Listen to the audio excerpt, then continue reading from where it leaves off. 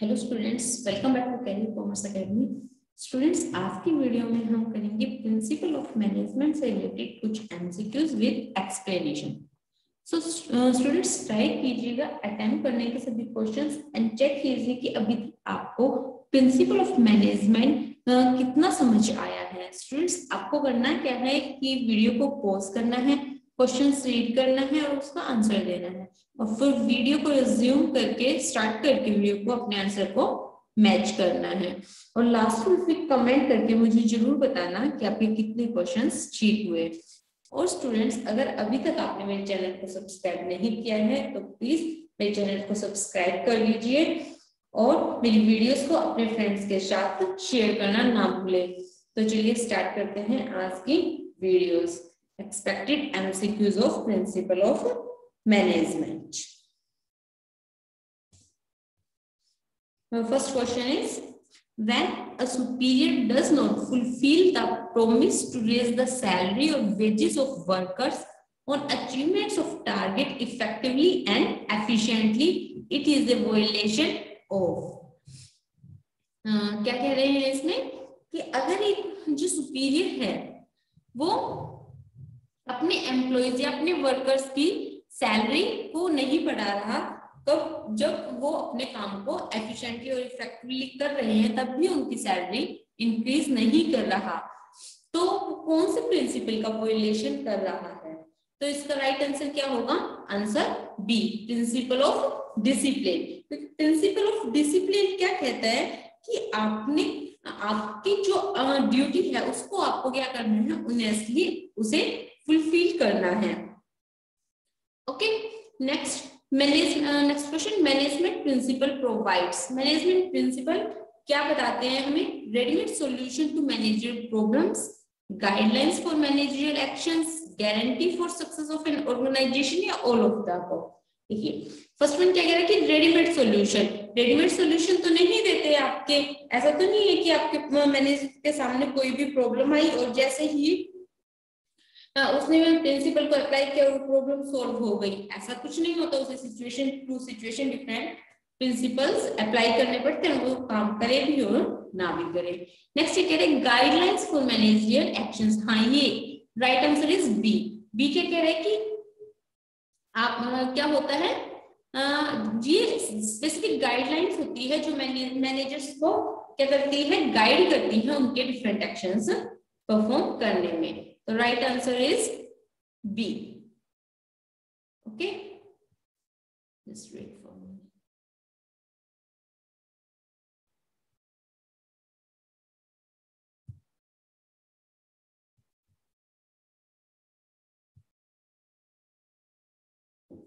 Next, gang plank permits direct communication between. क्या कह रहे हैं कि जो गैंग प्लैंक है वो क्या परमिट करता है, किसके बीच में डायरेक्ट कम्युनिकेशन आप कर सकते हैं। देखिए, स्केलर चेन होती है आपका प्रिंसिपल, उसमें आप जब भी आपको एक एम्प्लॉय को दूसरे एम्प्लॉय से क्या कम्युनिकेट करना होता है तो उन्हें एक प्रॉपर चेन को फॉलो करना होता है। लेकिन गैंग प्लान क्या होता है, उसका एक एक्सेप्शन होता है। इसमें क्या होता है, कोई भी एम्प्लॉय किसी भी लेवल के एम्प्लॉय से डायरेक्ट कम्युनिकेट कर सकता है। तो right answer is B. Next C. The next question number 4.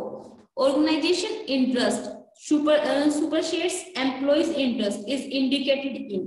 Means क्या कह रहा है कि आप जहां भी आपके इंटरेस्ट की बात होगी आपके ऑर्गेनाइजेशन और आपके एम्प्लॉइज की, तो हमेशा प्रायोरिटीज किसे दी जाएगी? ऑर्गेनाइजेशन के इंटरेस्ट को। तो ये कौन सा प्रिंसिपल करता है define? Principle of subordination of individual interest to general interest, principle of esprit de corps, principle of initiative और प्रिंसिपल ऑफ डिसिप्लिन। इसका क्या होगा right answer? Principle of subordination of individual interest to general interest. कि आपको subordinate करना है, means आपका जो इंडिविजुअल इंटरेस्ट है उसको बाद में रखना है, किसके? जनरल इंटरेस्ट के। General interest means organisational interest. Next, the employee should be judicially penalised for their action against the organisation is indicated in। अगर कोई एम्प्लॉय ऑर्गेनाइजेशन के अगेंस्ट कोई एक्शन करता है तो उसे पेनलाइज किया जाता है, उसे सजा दी जाती है। तो ये कौन सा प्रिंसिपल बताता है आपका? C, principle of discipline. Okay, next question is principle of responsibility and authority insist on.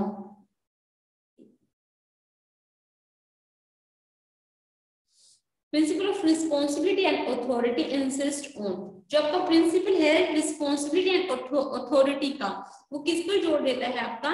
कि अगर किसी भी एम्प्लॉय को अगर कोई रिस्पॉन्सिबिलिटी दी गई है तो उस रिस्पॉन्सिबिलिटी को फुलफिल करने के लिए उसे उतनी अथॉरिटी भी दी जानी चाहिए। तो इसका राइट आंसर क्या हो जाएगा? C, responsibility is equal to authority. Okay, next question number 7।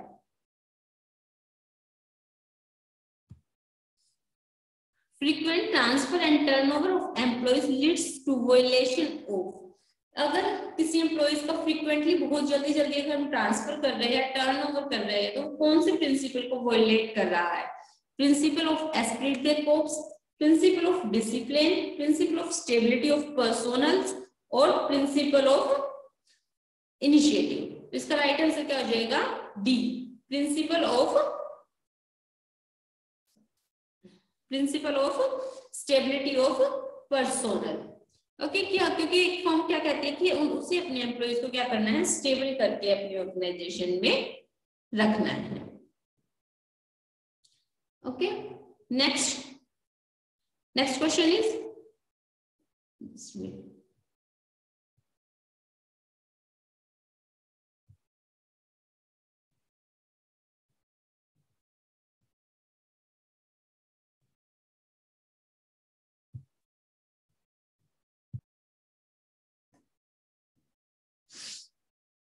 Next question is principle of initiative. Principal of initiative क्या कहता है? Boost up the morals of the employees, bring down the morals of employees. आपको अपने employees के morals को boost up करना है, means उसे बढ़ावा देना है, या ब्रिंग डाउन, उसे नीचे लेके आना है, या फिर कोई इफेक्टिव नहीं पड़ता, does not affect the morals of the employees, या नन ऑफ द अबव। तो प्रिंसिपल ऑफ इनिशिएटिव क्या कहता है कि अपने एम्प्लॉइज को के मोरल्स को बूस्ट अप करो, उसे हर चीज में पार्टिसिपेशन दो ताकि वो खुद को उस ऑर्गेनाइजेशन का एक पार्ट समझे। तो right answer is A. Next, unity of command insist of. Unity of command आपका प्रिंसिपल क्या कहता है कि जो एम्प्लॉइज को जो ऑर्डर मिल रहे हैं वो सिर्फ एक ही बॉस से मिले। तो क्या हो जाएगा इसका? Order from single superior. आपको एक ही आपका एक टाइम में एक ही बॉस होना चाहिए, एक ही के ऑर्डर आपको फॉलो करने चाहिए। Next, if a manager is biased in dealing with people from different states he is violating. क्या कह रहा है कि एक मैनेजर है, अगर वो किसी पर्टिकुलर स्टेट के कोई डिफरेंट स्टेट के जो पीपल्स हैं उनसे डिफरेंट बिहेव कर रहा है, बायसनेस कर रहा है उनके बीच में, तो कौन से प्रिंसिपल को वायलेट कर रहा है? वो कर रहा है principal of equity. Principal of equity क्या कहता है आपका?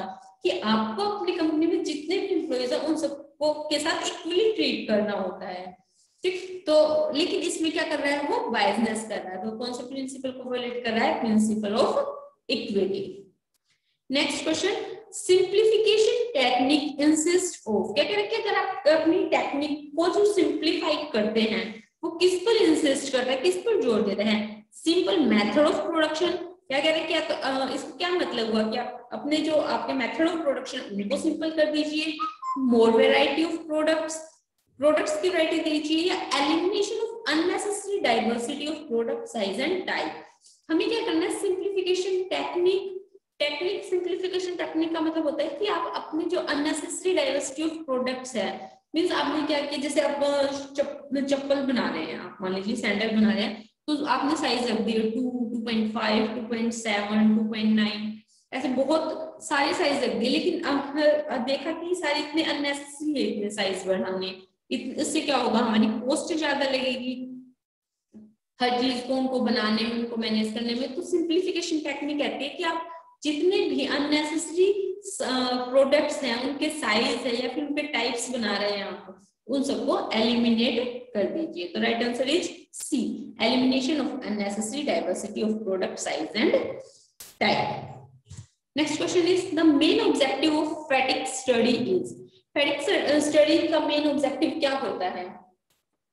जब हम किसी पर्सन की फैटिग मींस थकान की स्टडी करते हैं तो इसका मतलब क्या हुआ, हम ताकि किस लिए कर रहे हैं वो स्टडी, ताकि हम डिसाइड कर सके कि आपके जो एम्प्लॉइज है ताकि उन्हें थकान ना हो, फैटिग ना हो, इसलिए उन्हें कितनी ब्रेक इंटरवल, उन्हें कितने ब्रेक चाहिए, कितने टाइम का वो ब्रेक और कितनी देर में उन्हें मिलता रहे। तो right answer is B, to decide number, duration and frequency of break intervals. Next, unity of direction insist on. Unity of direction आपकी किस पे इंसिस्ट करती है? यूनिटी ऑफ डायरेक्शन क्या कहती है? आपकी एक जो एक तरह की जितनी भी एक्टिविटीज है वो उसका हेड एक ही होना चाहिए। वन यूनिट वन प्लान, एक यूनिट के लिए प्रॉपर एक प्लान होना चाहिए और उसके ऊपर एक ही मैनेजर होना चाहिए जो सबको संभाले। ठीक है, efforts of all employees should be directed in one direction only. सिर्फ एक ही डायरेक्शन में सभी एम्प्लॉइज के एफर्ट्स जाएंगे और डिफरेंट डिपार्टमेंट्स की ओवरलैपिंग नहीं होगी। मीन सभी डिपार्टमेंट्स अलग है और हर एक डिपार्टमेंट का एक स्पेसिफिक काम है और उसके अंदर जितने भी एम्प्लॉइज है वो सिर्फ उसी काम पर फोकस करेंगे। तो इसका राइट आंसर क्या हो जाएगा? D, all of the above. Next question, question number 14, technique of mental revolution is based on the principle of. Mental revolution किसके ऊपर बेस करता है आपका? आपको मतलब क्या करना है? मेंटल रिवॉल्यूशन होता है आपको अपनी सोच बदलनी है। जैसे पहले क्या होता था, एम्प्लॉइज है वो मैनेजर्स के आगे कुछ भी बोलते थे डरते थे, ठीक, उन्हें लगता था कि उनकी बात कोई नहीं सुनेगा। ऐसे ही एम्प्लॉइज होते, जो मैनेजर्स होते थे वो अपने सबऑर्डिनेट्स की बातों को नहीं सुनते थे, उन्हें लगता था कि उन्हें एक्सपीरियंस नहीं है, उन्हें नॉलेज नहीं है। लेकिन मेंटल रिवॉल्यूशन क्या कहता है कि उन दोनों के बीच में क्या होगी? कोऑपरेशन बना, उन दोनों के बीच में हार्मोनी बनी। अब दोनों एक दूसरे को समझते हैं और दोनों मिलकर काम करते हैं। तो इसका प्रिंसिपल किस प्रिंसिपल बेस है? ये harmony, not Discord. Okay, next question is question number 15, principle of order insist of. Principle of order क्या बताता है आपको? कि हर एक चीज और हर एक पर्सन अपने राइट प्लेस पर होना चाहिए। ठीक है, कह रहा है ऑर्डर फ्रॉम सिंगल सुपीरियर नहीं है तो क्या होता है आपका? Unity of command. Fix and right place for every man and material, एक फिक्स प्लेस होना चाहिए और राइट प्लेस होना चाहिए हर मैन एंड मटेरियल दोनों के लिए, ताकि क्या हो, जब भी किसी को भी किसी सामान के किसी भी पर्सन की जरूरत हो तो वो उसे उसी जगह पर मिल जाए। तो right answer is B, fix and right place for every man and material. Okay, next question is according to Fayol. Fayol के according organization must use policy of centralization, organization must use policy of decentralization, organization must use combination of central and decentralization या none of the above. Fayol ने तो क्या कहा था? Fayol ने तो क्या कहा था? कॉम्बिनेशन यूज करना है आपको सेंट्रलाइजेशन एंड डिसेंट्रलाइजेशन का। तो right answer is C. Next question, the principle of management can be changed according to the prevailing situation in the organisation. This shows that management principles are, ये तो आपकी क्या होती है? कैरेक्टरिस्टिक्स ही होती है मैनेजमेंट की। ये क्या होते हैं? फ्लेक्सिबल होते हैं, इस सिचुएशन के अकॉर्डिंग हमें इनमें क्या करना होता है? चेंजेस करने होते हैं। तो right answer is A. Next question number 18, the principle which states that there should be good supervisors at all levels for smooth and systematic working of an organization is। आपका प्रिंसिपल है जो state करता है क्या? There should be good supervisor at all levels for smooth and systematic working. Means हर एक level पे आपके अच्छे सुपरवाइजर होने चाहिए आपकी ऑर्गेनाइजेशन की, ताकि वर्किंग है जो स्मूथली चलती रहे। तो ये कौन सा प्रिंसिपल हो जाएगा आपका? Principle of discipline. ओके, तो right answer is C. Question number 19, Panchayat in our country have been given more powers to decide and spend funds granted to them by the government for welfare of villages। हमारे देश में क्या है?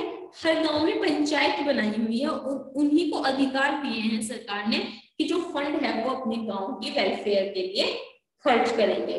ठीक, तो identify the principle of management highlighted in the statement. इसमें कौन सा स्टेटमेंट, कौन सा लगा है आपका? Centralisation and decentralisation. मीन्स क्या किया, गवर्नमेंट ने डिसेंट्रलाइज कर दिया। अब उनको गवर्नमेंट तो के लिए तो इतना पूरी कंट्री को संभालना मुश्किल हो जाता है, तो गवर्नमेंट ने क्या किया, अलग अलग स्टेट्स बना दिए, स्टेट में डिस्ट्रिक्ट बना दिए, डिस्ट्रिक्ट में फिर विलेजेस बना दिए और उनके ऊपर एक हेड बना दिया। तो 19 का आपका आंसर राइट क्या हो जाएगा, answer B, centralisation and decentralisation. Next question number 20, administrative principle are given by. Administrative principle किन्होंने दिए थे, हेनरी फ्योल ने, और टेलर ने कौन से दिए थे, साइंटिफिक प्रिंसिपल्स। देखिए इसमें कंफ्यूज नहीं होना है, आपके क्या है, दो पर्सन है आपके पास, Henry Fayol and F W. Taylor. ठीक, क्या है, हेनरी फ्योल। हेनरी फ्योल ने क्या दिया था आपके, एडमिनिस्ट्रेटिव प्रिंसिपल्स।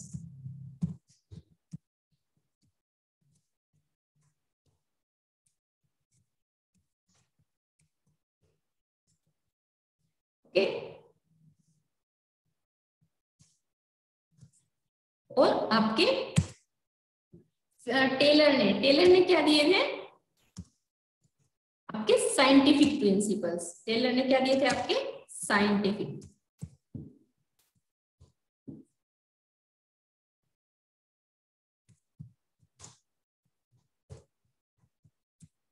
ठीक है, और हेनरी फ्योल को क्या बोला जाता है, फादर ऑफ एडमिनिस्ट्रेटिव मैनेजमेंट, और टेलर को क्या बोला जाता है, father of scientific management. Okay, ये थे सारे एमसीक्यूज। अब कुछ ट्रू फॉल्स और देख लेते हैं हम क्या होते हैं। Okay,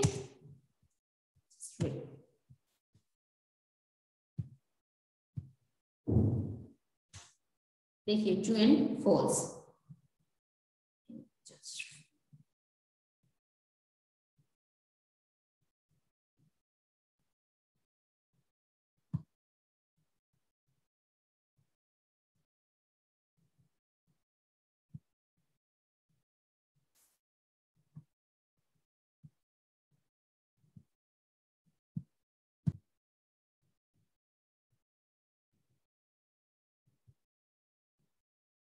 Okay, these are true and false. First one is management principle offer ready-made solution for managerial problems. क्या कह रहे हैं कि जो मैनेजमेंट प्रिंसिपल्स है क्या वो ऑफर करते हैं readymade solution of managerial problems?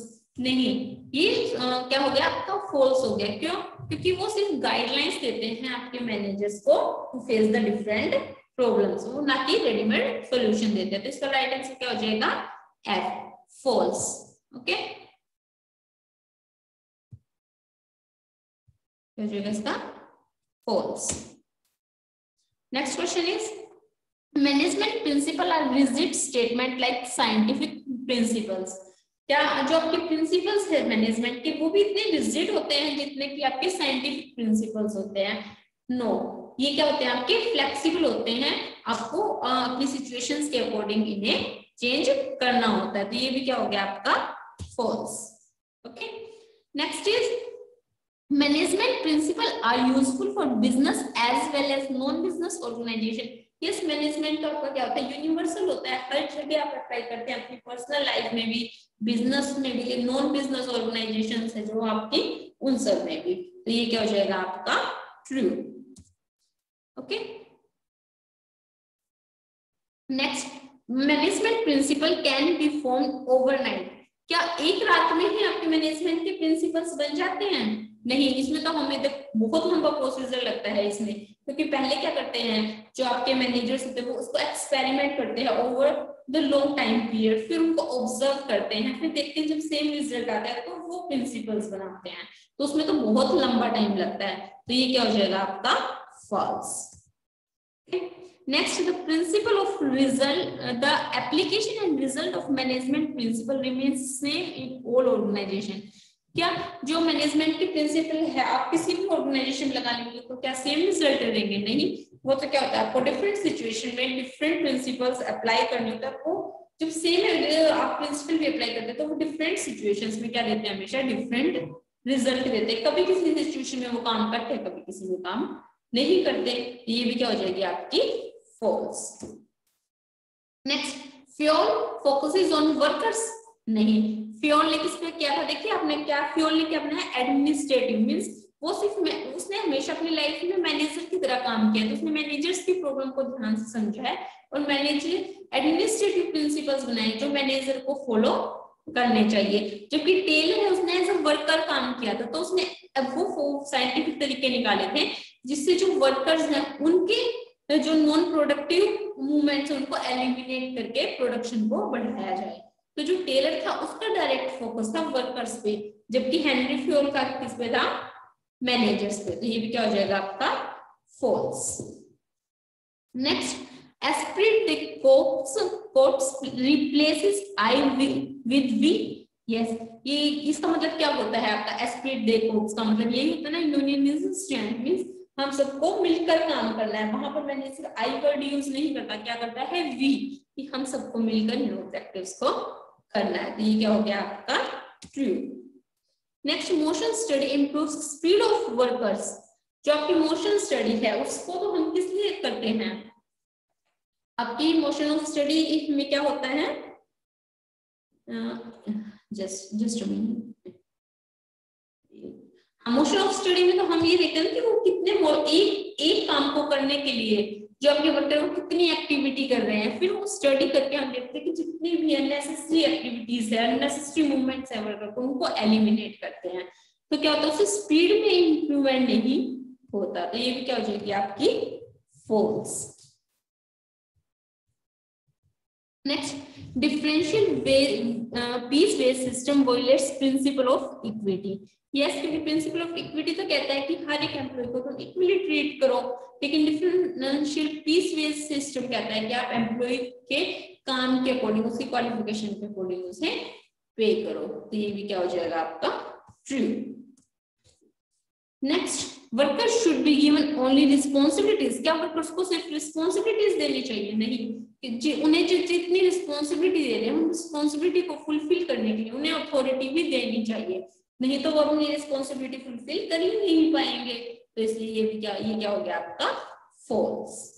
Okay, ये थे आपके ट्रू एंड फॉल्स। इस वीडियोस में हमने किए कुछ एमसीक्यूज एंड कुछ true and false. I hope students आपको ये वीडियो पसंद आई होगी।